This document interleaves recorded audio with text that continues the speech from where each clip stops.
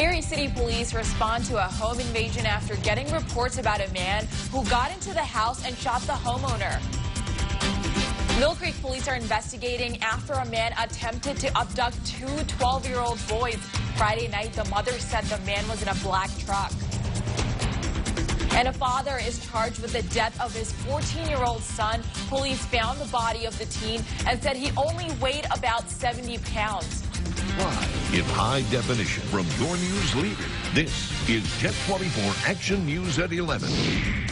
Good Saturday evening. I'm Saida Abbas. Thank you so much for joining us. We start tonight with a home invasion. Erie City Police and emergency vehicles were called out to the 500 block of East 22nd Street Saturday morning. According to police, several men forced their way into the home and shot the homeowner. The victim was taken to an area hospital for a treatment of a minor gunshot wound. City police are still investigating. Mill Creek police were called out to Hart Road, just south of West 12th Street at Friday evening. According to Mill Creek police, two 12-year-old boys were walking along Hart Road when a white male inside of a newer model black pickup truck attempted to get the boys in the truck and asked them if they wanted to go to his house to play medieval games. Police say the man told the kids he lived a block away. Mill Creek police are still investigating, and they're asking if anyone witnessed or has information. You can call the police at 814-833-7777. A 14-year-old Mercer County boy is dead, and his father is charged with his death. 33-year-old Antonio Juan Gonzalez Sr. faces several charges, including criminal homicide. The boy's body was found in a mobile home in Delaware Township. Police discovered the body of the teen and said he only weighed about 70 pounds and had signs of neglect and physical abuse. Another man, 29-year-old Paul Baghorn, was arrested and is facing charges of endangering the welfare of a child and criminal conspiracy. A bus stop caught on fire Friday evening. Erie Fire Department responded to a bus stop fire on 23rd and State Street around 9 o'clock Friday night. The roof and bench can be seen burning here. No words on how the bus stop caught fire, but firefighters had the flames out in minutes. Erie Fire Department is still investigating. And it was a fun event for kids, especially during Halloween time. The Monsters of the Sea Halloween event not only gives kids the chance to learn about creepy crawlers of the sea, but also the importance of the area's tall ship culture. Star Bodie reports.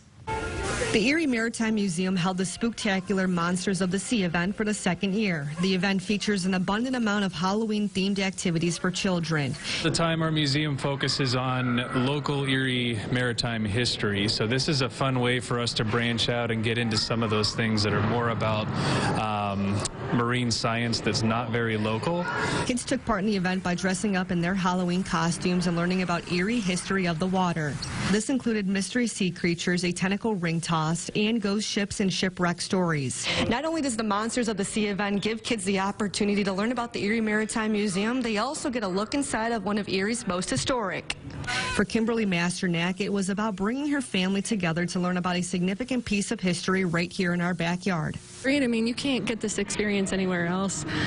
To have a ship like this close by to us is an amazing opportunity to get up close with it. The goal is to remind the next generation the importance of historic events that happened here.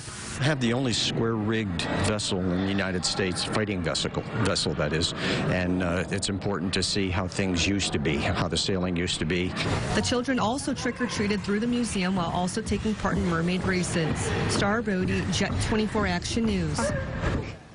This is the largest nighttime parade in the state of Pennsylvania, the annual Halloween parade in Meadville. Every year, the team from Jet 24 Action News takes part in this parade. Also, Fox 66 People getting to see some of their favorites, including Lou Baxter, Tom Atkins, Sean Lafferty, Samir Nefzi, Tiara Braddock, just to name a few. The theme of the parade was Hollywood. Acute Tech Aerospace also had a Top Gun-style float at the parade. Everyone involved had high spirits despite the rainy weather earlier. The team getting a chance to interact with our viewers. Fall activities continued at Gridley Park Saturday morning. Gannon University, among other organizers, came together for the community event. Community members participated in Halloween activities, including a trick-or-treat route, games, and coloring. People were invited to wear costumes and even ride in a horse and carriage. The event gives the community a chance to bring Gridley Park to life. So just being here and having the experience, and it's really important to us. It's something we were all really looking forward to, and we all wanted to make it a really good experience for the community because, like I said, Gannon is a family, and we want to kind of incorporate the Erie community with that. Coordinators hope to continue the tradition in Erie for years to come. Gracie Lane has formally reopened in its new location at Mill Creek Mall. In part with the store's grand opening, Gracie Lane will raise funds to benefit the Vera Bradley Foundation for breast cancer. In recognition of the grand opening, the Cafaro Foundation generously donated a $5,000 check to the Vera Bradley Foundation. The event gives customers the chance to see the new store while helping raise awareness and fighting against breast cancer.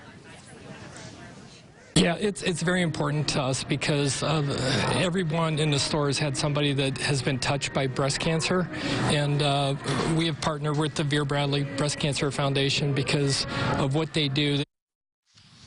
Customers took part in raffle baskets, received a free special gift from the store and shop. Coming up on Jet 24 Action News, we will take you to the 35th Annual Lakeshore Marching Band Association competition, but that's after